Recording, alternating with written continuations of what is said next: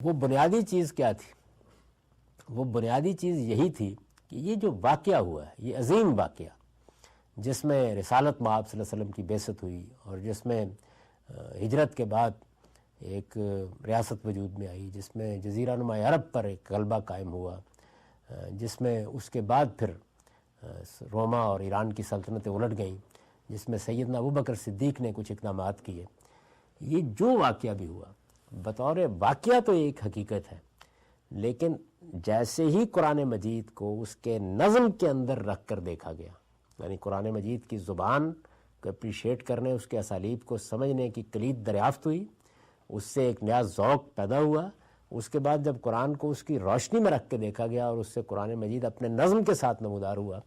تو ایک حقیقت میں پھر کہوں گا کہ اس کا بائی پروڈکٹ ہے، وہ بھی پوری طرح واضح ہو کر سامنے آ گئی کہ یہ واقعہ حقیقت میں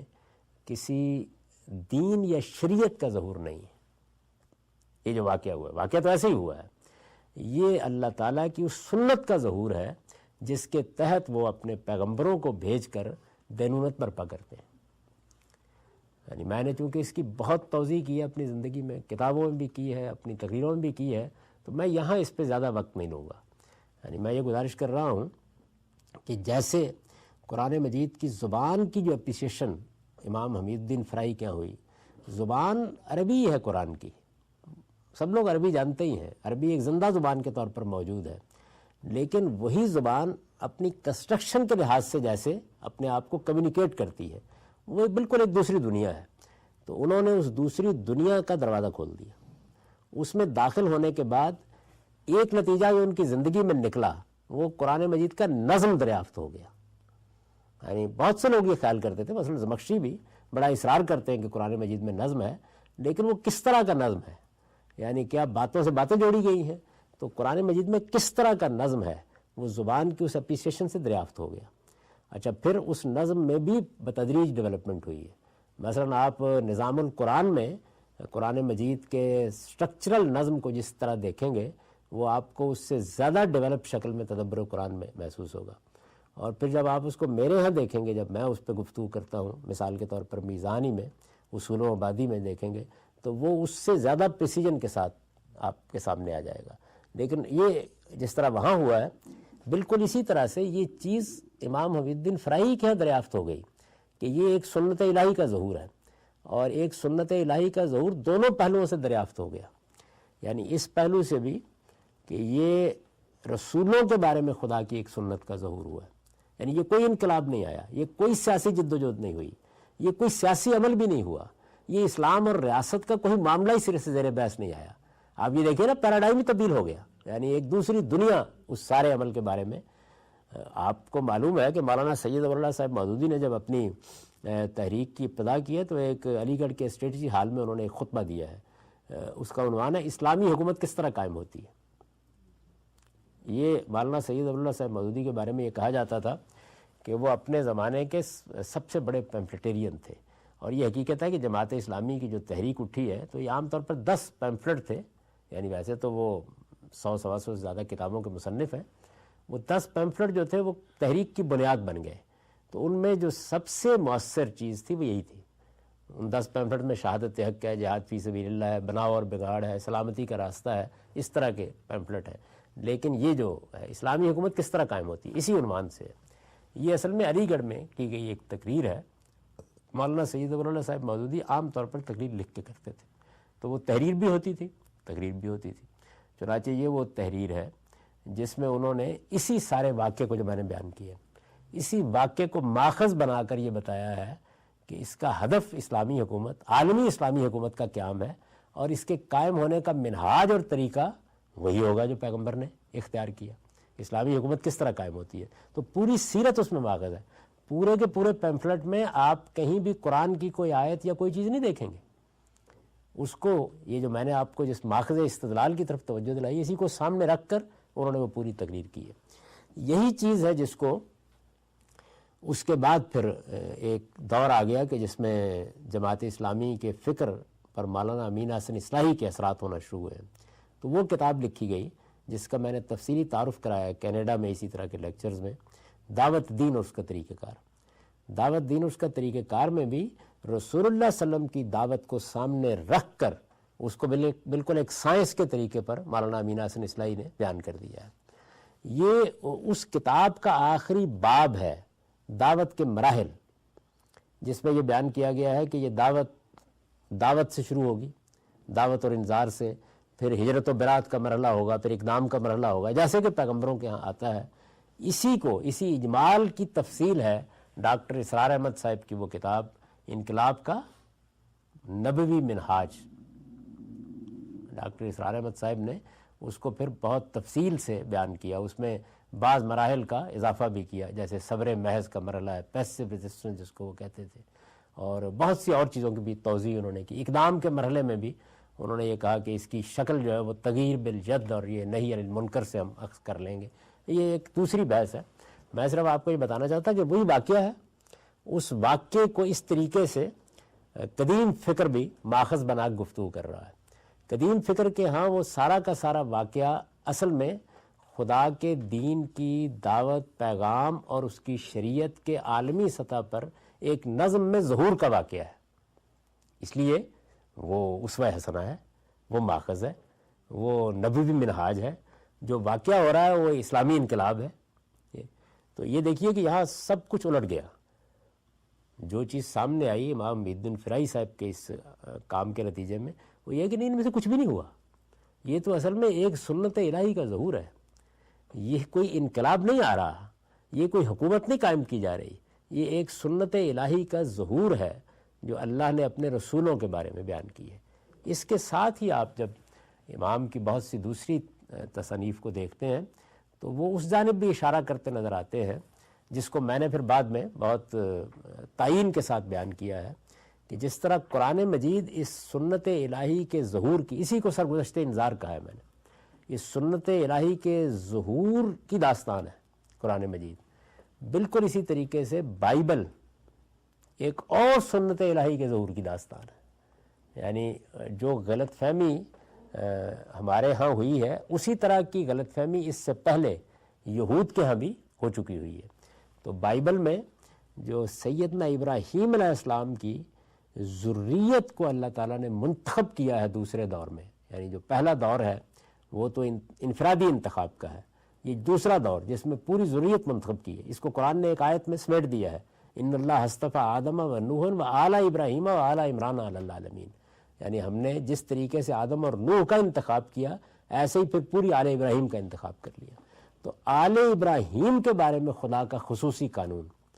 بائبل اصل میں اس کی سرگزشت ہے ساری کی ساری، اور قرآن مجید محمد الرسول اللہ بحیثیت رسول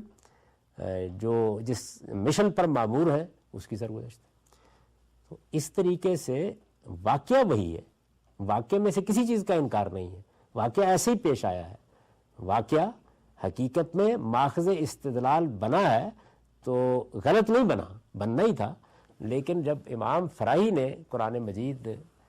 کا یہ راز کھول دیا کہ وہ کیا چیز ہے، وہ کیا بات بیان کر رہا ہے۔ عام طور پر آپ قرآن مجید کا تعارف اگر پڑھے پرانے لوگوں کے ہاں تو آپ کو کوئی اس کا شائبہ بھی نظر نہیں آئے گا، یعنی وہ قرآن مجید کے اندر جو ہدایت ہے اس کو نمایاں کر دیں گے، جو انسان کو قرآن مجید مخاطب کر کے بات کہنا چاہتا ہے اس کو نمایاں کر دیں گے، یعنی اس طرح کی چیزیں نمایاں ہوں گی۔ قرآن مجید اپنی ذات میں ہے کیا چیز؟ ایک پیغمبر کی سرگزشت انذار، ایک سنت الہی کے ظہور کی داستان، اللہ تعالیٰ کی ایک خاص سنت کا ظہور ہوا ہے، اللہ تعالیٰ نے ایک انسانوں کے ساتھ معاملہ کیا ہے، اس معاملے کا ظہور ہوا ہے۔ اسی طریقے سے ذریت ابراہیم کا انتخاب کر کے ایک ظہور ہوا ہے، اس ظہور کی سرگزشت بائبل ہے، پوری کی پوری سرگزشت ہے وہ بھی، یعنی اس کے اندر وہ کتابیں بھی آ گئی ہیں جو اس سارے عمل کے دوران میں نازل ہوئی ہیں، اور اس کی تاریخ بھی پوری بیان ہو گئی ہے۔ وہ ظاہر ہے کہ یہود نے بیان کی ہے، وہ تاریخ کے اندر خرابیاں بھی ہیں، غلطیاں بھی ہیں، وہ اس وقت موضوع بحث نہیں، لیکن بائبل کو اس زاویے سے نہیں پیش کیا گیا اس سے پہلے۔ تو اس کے نتیجے میں اصل میں واقعہ وہی رہا، لیکن وہ اب ماخذ استدلال نہیں ہو سکتا، اس لیے کہ وہ کوئی انقلاب کا عمل ہی نہیں ہے، وہ اسلامی شریعت کے کسی حکم کا نفاذ ہی نہیں ہے، وہ سرے سے کوئی مذہبی عمل جو مجھے اور آپ کو کرنا ہے وہ ہے ہی نہیں، وہ تو خدائی عمل ہے، یعنی وہ اپنی ذات میں ایک خدائی عمل ہے جو اس موقع کے پر ہوا ہے، اور ہوا اس طریقے سے ہے، یعنی ہوتا تو ہمیشہ رہا ہے، نوح کے معاملے میں بھی ہوا، لوط کے معاملے میں بھی ہوا، سب کے معاملے میں ہوتا رہا ہے، یہاں ہوا ذرا مختلف طریقے سے ہے، تو اس وجہ سے اس کو سمجھنے میں غلطی لگی لوگوں کو۔ آپ یہ کہہ سکتے ہیں کہ اس میں مکمل طور پر اصل میں سوچنے کا وہ انداز ہی تبدیل ہو گیا، بنیادی یہاں ہوا ہے۔ میں نے اسی وجہ سے آپ کے سامنے اس ماخذ استدلال کو پورا رکھ دیا ہے، مجھے اب اس کے اوپر سوائے اس کے کچھ کہنے کی ضرورت نہیں ہے کہ وہ سب ایسے ہی ہے، لیکن وہ کسی شرعی حکم کا صدور نہیں ہو رہا، بلکہ ایک سنت الہی کا ظہور ہو رہا ہے۔ اگر مجھے تبصرہ کرنا ہو تو میں یہی کہوں گا، مثال کے طور پر ڈاکٹر اسرار احمد صاحب کو، یا ان سے پہلے مولانا سید ابو اللہ صاحب مودودی کو، کہ آپ جس چیز کو انقلاب کا ماخذ سمجھ رہے ہیں، یا جس چیز کو خلافت کے ظہور کا ماخذ سمجھ رہے ہیں، یا عالمی حکومت کا ماخذ سمجھ رہے ہیں، وہ ان میں سے کسی چیز کا ماخذ بھی نہیں ہے، وہ تو اصل میں ایک سنت الہی کا ظہور ہے، اور وہ ہو چکا، اپنی آخری شکل میں ہو چکا۔ ان میں سے کوئی ایک چیز بھی نہیں ہے کہ جو آپ کے لیے اسوہ ہے، نمونہ ہے، یا آپ اسے ماخذ استدلال بنا سکتے ہیں۔ تو ماخذ استدلال کی حیثیت ہی سے وہ سارا واقعہ چیلنج ہو گیا۔ اس کے نتیجے میں اصل میں جو کام ہوا ہے وہ یہ ہوا ہے۔ اب جب یہ چیلنج ہو گیا تو اس سے استدلال کی بھی گنجائش باقی نہیں رہی، سوائے اس کے کہ بحث ہوتی رہے گی اور لوگ اس کو ماخذ استدلال بناتے رہیں گے، اور میں یہ بتاتا رہوں گا کہ یہ ایک سنت الہی کا ظہور ہے۔ اور میرا خیال ہے میں نے اس کی اتنی وضاحت کر دی ہے، اتنی توضیح کر دی ہے، اتنا اس کو بیان کر دیا ہے کہ سوائے اس کے کہ اب میں نے اشارات میں جیسے بتا دیا، اس کی مزید توضیح کی ان لیکچرز میں ضرورت نہیں ہے۔ یعنی صرف وہ زاویہ سمجھ میں آ جانا چاہیے کہ جس سے حقیقت میں یہ پیراڈائم شفٹ ہوا ہے، جس کے نتیجے میں ایک نئی دنیا وجود میں آئی ہے۔ اس کو پس منظر میں رکھ لیجئے، یعنی ماخذ استدلال اور اس پر یہ بنیادی تنقید، وہ تنقید اس واقعے پر نہیں ہے، اس واقعے کی نوعیت پر ہے کہ وہ حقیقت میں ہوا کیا ہے۔ میں اس کو کئی اسالیب میں بیان کر دیتا ہوں، کبھی اس طرح بیان کر دیتا ہوں کہ یہ ایک سنت الہی کا ظہور تھا، کبھی اس طریقے سے بیان کر دیتا ہوں جیسے کہ میں نے مثال کے طور پر میزان میں جب جہاد کا باب لکھا ہے تو اس میں بیان کیا ہے کہ یہ شریعت کا کوئی حکم نہیں تھا۔ کئی اسالیب میں اس کو میں نے کبھی منفی کبھی مثبت طریقے سے ادا کیا، پھر اس کی بڑی توضیح کی ہے، یعنی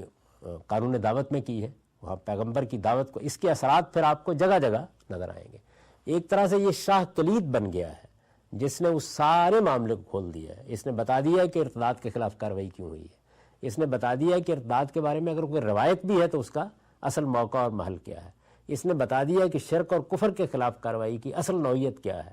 یعنی وہ جتنی بھی چیزیں آپ نے اس بیانیے کے نکات کی صورت میں دیکھی ہیں، وہ اگر آپ غور کریں تو جس جگہ سے وہ ساری کی ساری صادر ہو رہی ہیں، اس ماخذ کو یہ نقطہ نظر ہدف بناتا ہے اور اس کی نوعیت تبدیل کر کے رکھ دیتا ہے۔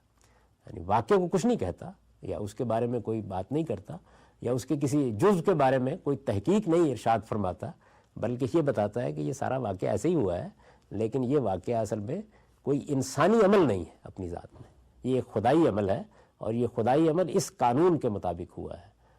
جس کو میں اب قانون اتمام حجت کہتا ہوں۔ آپ کے علم میں پھر اس کے بعد جب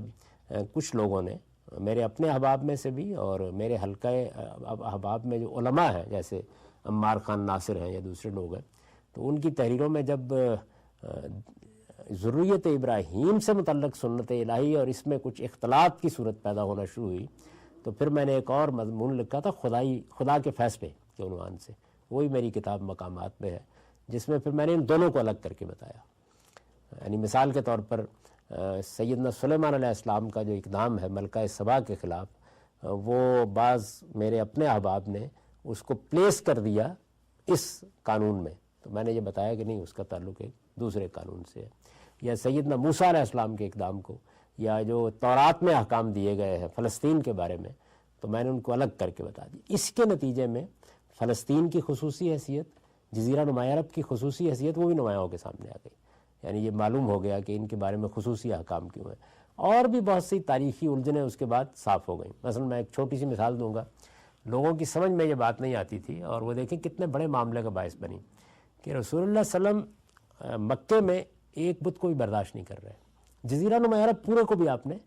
یہ کہا کہ جاؤ سب بتوں کو، سب استھانوں کو، سب کو توڑ دو جا کے، اور اس کے بعد صحابہ کرام باہر نکلتے ہیں اور کسی بت کو، کسی معبد کو، کسی مندر کو ہاتھ ہی نہیں لگاتے. یہاں تک کہ وہ مصر کا مشہور واقعہ پیش آ گیا جس میں سیدہ مریم کے مجسمے کی ناک کاٹ دی گئی، غالباً سیدنا مسیح علیہ السلام کی. تو ہمارے مسلمانوں کے جو سپہ سالار ہیں جنہوں نے مصر فتح کیا ہے، انہوں نے کہا کہ تلاش کرو کس نے اس کو توڑا ہے. یعنی جو مکے میں اور جزیرہ نما عرب میں بت توڑ رہے ہیں، وہ یہاں پر تلاش کر رہے ہیں کہ کس نے یہ حرکت کی ہے. اور جب وہ نہیں ملا تو مجمع سے نکل کے کہا کہ اس کے قصاص پہ میں اپنی ناک پیش کرتا ہوں. یعنی یہ ایک ہی دور میں دو رویے جب سامنے آ گئے تو اس سے آپ اندازہ کر سکتے ہیں کہ وہ کتنے واضح ہیں اس معاملے میں. حالانکہ وہ یہ کام وہاں کر کے آئے ہیں جزیرہ نما عرب میں. تو اس طرح بے شمار چیزیں جو تھیں وہ اپنی صحیح جگہ کے اوپر آ کر بیٹھ گئی، اور یہ معلوم ہو گیا کہ ان کی نوعیت یہ میں نے ایک اجمالی طریقے سے آپ کو یہ بتایا ہے کہ یہ جوابی بیانیہ اصل میں وجود پذیر کیسے ہوا ہے، اس کا پس منظر کیا ہے، کیسے وجود پذیر ہوا ہے، اور اب یہ اپنی موجودہ شکل میں کیسے سامنے آ گیا ہے.